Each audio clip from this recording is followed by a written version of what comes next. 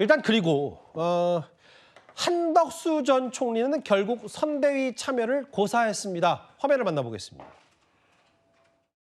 정말 죄송스럽게도 제가 당원들의 뜻에 의해서 이렇게 선택이 됐습니다만은 제가 사부님으로 모시겠습니다. 우선에 선거대책위원장을 좀 맡아주셔서 실무적으로 어떤 그런 게 적절한지는 조금 좀 논의를 하게 하는 게 좋겠습니다.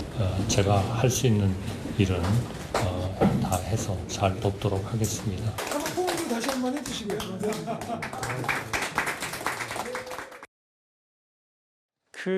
일단은 결국 주말 새 많은 고민이 한덕수 전 총리에게 있었겠지만 선대위원장직은 고사한 것으로 전해졌는데요. 윤기찬 부위원장님. 근데 이제 아까 잠깐 언급하셨던 분 중에 한덕수 전 총리가 일단 민주당의 여러 공격 포인트, 공세 대상이 될 수 있기 때문이요. 그렇지. 그런 것만 어느 정도 만약에 선거 전략에서 해소가 되면 언제든 김문수 후보를 다른 방식으로 선대위 참여가 아니더라도 도와줄 수는 있다는 걸로 해석하면 되는 겁니까? 다른 방법으로는 돕겠다는 의사를 분명히 표시를 했고요. 예. 그러니까 민주당의 공격뿐만 아니고 당내에서도 지금 여러 가지 선제 조건이 있잖아요. 지금 한동훈 전 경선 후보 같은 경우에도 몇 가지 그 김문수 후보에게 요청하는 부분이 있어요. 그러니까 예. 이런 요청안들이 해결되지 않으면 그러니까 그 대 이상 돕기 어렵다는 취지의 말씀이신지 몰라도 그건 나중에 해석을 해보면 알겠죠. 그러나 만약에 한덕수 전 총리가 들어가게 되면 이 또한 다른 분들의 어떤 명분이 되거나 공격 포인트가 되기 때문에 또는 내란 옹호 선대위라든가 계엄 옹호 선대위 또 이런 식의 조가 등장하겠죠. 예. 그래서 그런 취지의 공격 포인트 내지 당내에서 화합 차원에서 등장하는 것이 과연 이게 선거에 도움이 될까에 대한 고민이 있는 걸로 알고 있고요. 현재까지는 그래서 아마 고사하고 있는 것으로 알고 있습니다. 그리고 지금 부산, 대구의 의원들이 참석하지 않는 부분은 예. 애써 참석하지 않는 부분이 아니고 저희 선거 일정이 약간 좀 변동된 부분이 있어요. 그래서 해당 그 유세 일정이 급히 바뀌거나 잡힌 이 사정 변경이 있기 때문에 예. 의원들 입장에서도 미리 대처하지 못한 부분이 분명히 있을 것 같다라는 생각을 하고 그다음에 이제 당내에서 얘기하고 있는 당일 그날 경선 마지막에 새벽 1시간 동안에 경선 후보의 그 어떤 제출을 받았다라고 취지 얘기하고 있는데 그때 김문수 후보는 이미 후보로서 인정이 된 부분이고요. 비대위에서 후보 선출만 취소된 거거든요. 그러니까 저때 김문수 후보를 배제하고 한 부분 받았다. 이건 좀 오해의 소지가 있다 이렇게 생각합니다.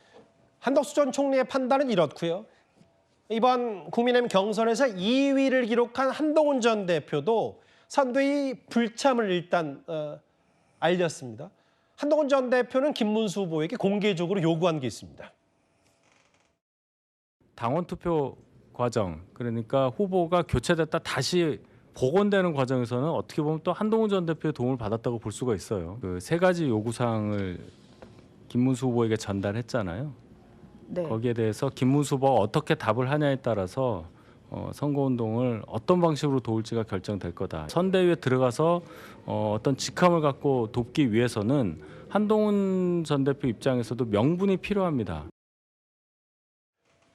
그 공개적으로 요구한 세 가지가 계엄과 탄핵 반대에 대한 사과, 윤 전 대통령과의 절연, 한덕수 전 총리와의 단일화 약속을 깬 거에 대한 사과, 이 세 가지인데요. 성추윤 부장이 특히 또 한동훈 전 대표가 오늘 올린 건 이거 탄핵 반대 사과 똑바로 안 하면 이번 선거가 윤석열 전 대통령 부부의 대리전으로 선거를 치르는 거다 이렇게까지 얘기했어요? 저희 입장에서는 100% 옳은 말이죠. 근데 저 개인적으로는 한동훈 전 후보가 이런 이야기를 선대위에 참여하면서 해야 더 실효가 있지 않을까라는 생각을 해요. 저렇게 조건을 걸고 하면은 아마도 김문수 후보는 저걸 들어주지 않을 가능성이 매우 높기 때문에 예. 오히려 선대위에서 내가 이렇게까지 도와주고 있는데 나의 요구를 받아들이지 않을 것이냐라고 하는 게 더 좀 명분이 있지 않을까라는 생각이 들고요.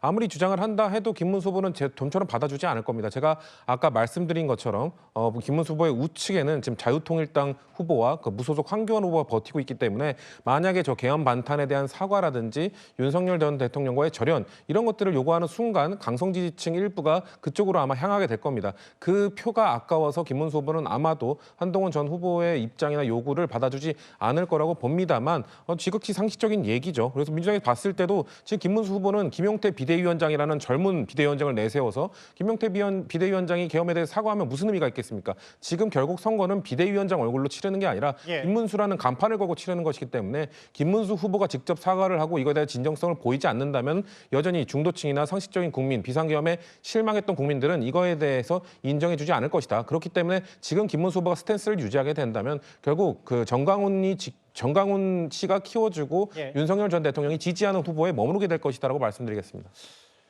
그 뭐 황준 전 대표, 홍준표 전 시장이요, 이현종 의원님. 네. 보면 여기 뭐 권영세, 권성동 이 두 사람만 이름 있지만 뭐 아예 박수영, 성일종 뭐 이런 한덕수 전 총리의 차출론을 띄웠던 인물들도 아예 뭐 정계 은퇴 얘기를 하고 있고요. 그렇죠. 여전히 미국에 가 있지만 뭐 본인에 대한 메시지를 좀 놓지는 않고 있어요. 뭐 정확히는 하와이에 이제 가 계신 맞아요. 거예요. 어쨌거나 지금 홍준표 전 시장의 지금 주가는 굉장히 오르는 것 같습니다. 지금 뭐 제가 알기로는 아마 이재명 후보도 꽤 많이 전화를 한 것 같고 또 이준석 후보 같은 경우도 꽤 전화를 많이 하는 것 같고 그리고 이준석 후보 같은 경우는 그냥 며칠만 노시다가 오시라 이렇게 이야기를 하고 있는 거 선거를 좀 도와달라는 그런 이야기인 것 같아요. 아무래도 이제 홍준표 전 시장이 이제 이번 기회에 굉장히 많이 당에 대한 실망감을 예. 한 것 같고 특히 이제 이재명 후보 입장에서 보면 홍준표 전 시장이 지금 이병태 교수가 지금 들어간다고 그러지 않습니까? 예. 그만큼 어떤 보수 진영의 어떤 확장의 어떤 이용할 수 있는 그런 어떤 상황이 되기 때문에 특히 이제 홍준표 전 시장은 이제 정계를 은퇴하고 이제는 좀 국민의힘에 좀 어떤 면에서 보면 좀 이제 거리가 있는 측면이기 때문에 예. 그 국면을 아마 이제 이재명 후보가 꽤 많이 이제 설득을 하고 있는 것 같습니다. 저는 이런 측면에서 지금 김문수 후보가 해야 될 일이 꽤 많다라는 생각이 들어요. 벌써 이재명 후보는 지금 다 제가 알기로는 아마 많은 분들한테 또 전화를 하는 것 같아요. 예. 전화도 하고 도와달라고 그러고 뭐 제 주변에도 전화 받았다는 분도 있고 아, 그래요? 또 후보가 직접 뭐 전화를 해서 도와달라는 이런 걸 하는 거 보면 정말 이번에는 예전하고 좀 다른 선거운동을 하는 것 같아요. 예. 여유도 있고 그만큼 확장적으로 하는 것 같은데 이것도 이제 김문수 후보도 이제 처음 시작했으니까 예. 이 부분에 대한 것들을 좀 극복을 해야 될 겁니다. 김문수 선대위의 면면과 일단은 외연 확장보다 우선은 통합이 먼저다라는 얘기를 하고 있는데 한덕수 전 총리, 한동훈 전 대표는 선대위에 오늘 참석하지 불참한 얘기까지 하나하나 만나봤습니다.